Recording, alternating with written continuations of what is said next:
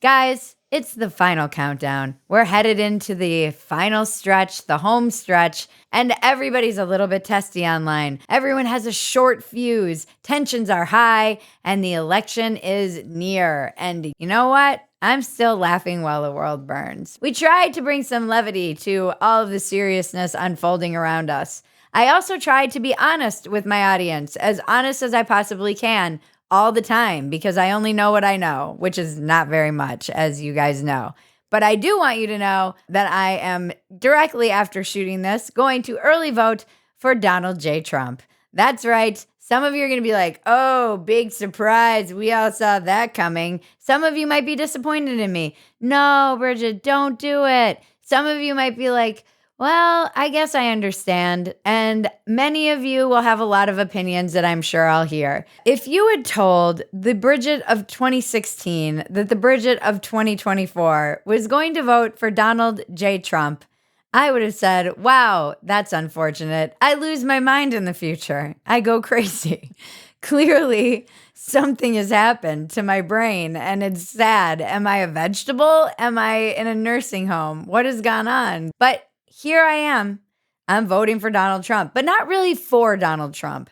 I'm voting against the left and many of the things that they stand for. I've been very, very open about a lot of my hesitations in voting for Donald Trump. And I've been accused of being a MAGA Karen and a woman with Trump derangement syndrome enough that most of you know I am very much a person who feels torn when it comes to a lot of these decisions. But as I evaluate my body of work over the past 8 years, and as I think about decisions I've made in my own personal life over the past 5 years, and as I've seen what's happened to many of our big cities and this country and many people I know over the past decade, a lot of what I've been critiquing is what can really only be described as anti-civilizational behavior on the left. There are cities that have been burned. I've interviewed detransitioners on my other podcast, Walk-Ins Welcome. These interviews haunt me forever.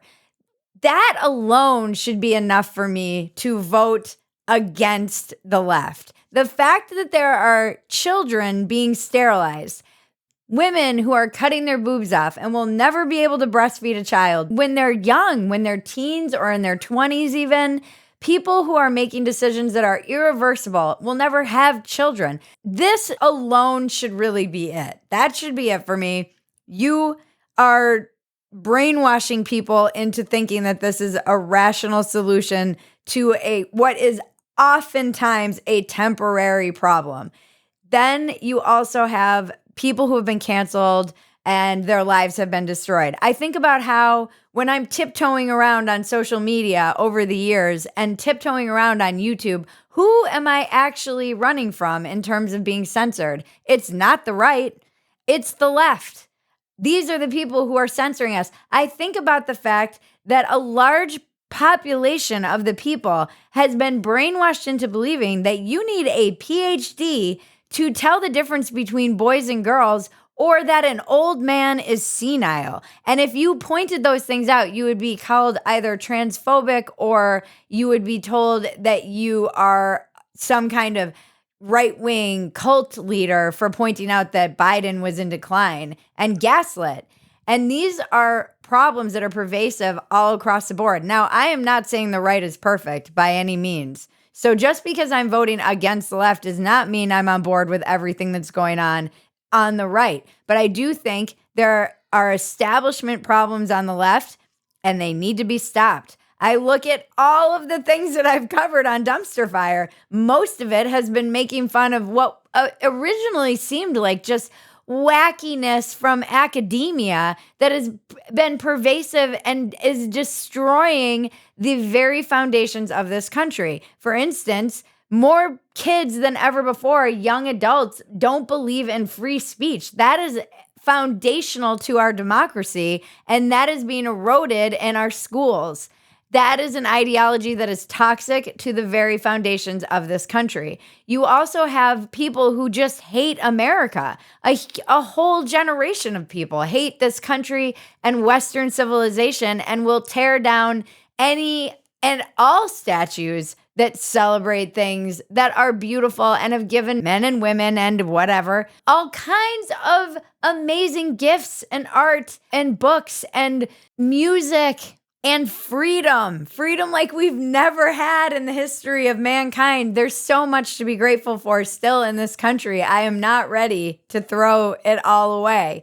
And I do believe that voting against the left right now in this moment in time is my duty as a citizen of America and someone who believes in this experiment. Now, I could turn out to be very wrong.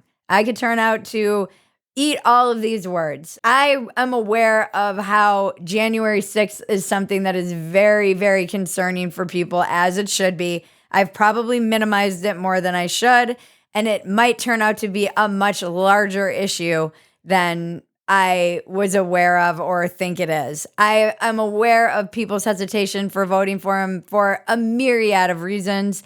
And I am aware that they're worried that he's an autocrat who wants nothing but power and won't be stopped. I could eat all of these words. I will call him out on all of his crap in the same way that I did when he was president, in the same way that I did when Biden was president, and I will hold him accountable to the best of my ability. I have long said, I don't think either one of these candidates are qualified or have done things that are probably considered disqualifying, and yet here we are. And I'm going to vote for America. And I do believe, I know that I will hear it. I accept all of it. And I actually understand all of the arguments against it. I hear all of you. This is just my decision. Because the social stuff that is happening, men in women's prisons, men in women's locker rooms, men able to have access to little girls. Here's the other thing. I have been radicalized by becoming a mother. I don't want to be called a birthing person. That language that has infested our scientific institutions is disgusting. You need to be able to differentiate what a woman is from a man. Sex differences do matter immensely. And also, I'm going and looking for preschools. I'm not worried about whether or not my daughter can have an abortion. I'm worried about whether someone's going to talk to my 3-year-old about their genitals. That is pressing to me. It should be pressing to you, even if you don't have a child yet, because this is psychotic stuff that shouldn't be in our preschools, our schools, and our education system. We also have no education system. All of these literacy rates are collapsing. People don't know how to do math and reading anymore because you're teaching them all this other nonsense. You're teaching more than ever to divide people up by race. You're teaching people to evaluate one another by the color of their skin and whether they've taught a whole generation to feel like they're oppressors for being born white, it's a sickness. This is the stuff that leads to race wars and division, and it's horrific. We need to stop these ideologies as they are destructive to our entire civilization.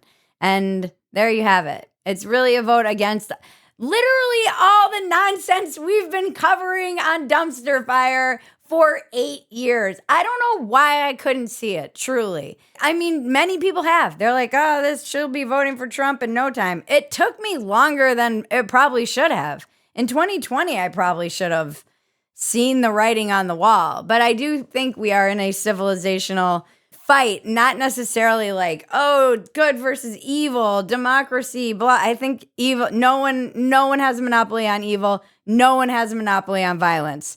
Both parties have evil people who are violent in them. All parties. We are humans. But I do think that one party is much more interested in censorship and eroding free speech and even all the stuff around the, jib jabs, all the stuff around just seeing how people were silenced and we couldn't even have these conversations and debates around very important subjects. The fact that I have to talk in circles right now and can't just say basic things, that's not coming from the right. That's coming from the left. And that, my friends, is terrifying. And there you have it. I could eat all these words. I've eaten many words on this show before, as those of you who've been watching me for years know. And I won't be afraid to do it then either. I feel like I should say it and be honest. I could have hit it. People are like, isn't this going to damage your politically homeless brand? No, I still feel homeless. I'm just making a choice. This is still a binary choice. I'm making a choice. I think the numbers are going to be important. And I'm not really afraid if it damages my brand, whatever. I can only be honest. And I do think it's important to be honest with you guys because I could have hit it. I could have waited to see who won.